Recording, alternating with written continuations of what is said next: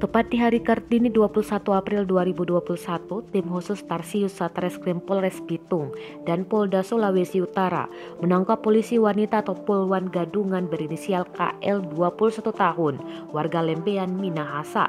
Wanita berperawakan tomboy ini ditangkap di rumah pasangan sesama jenisnya di wilayah Air Tembaga, Bitung.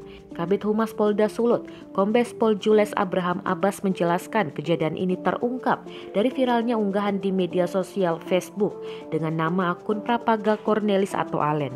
Dalam unggahan akun tersebut, terdapat beberapa unggahan foto dan video pelaku yang berseragam layaknya anggota Polri, Pradegan Taksonono, dengan pasangan sesama jenisnya, ujar Kombes Pol Jules Abraham saat dikonfirmasi.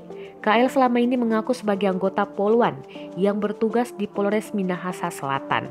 Tak ayal, perbuatan yang mencoreng nama institusi Polri ini pun kemudian diselidiki oleh Polres Bitung.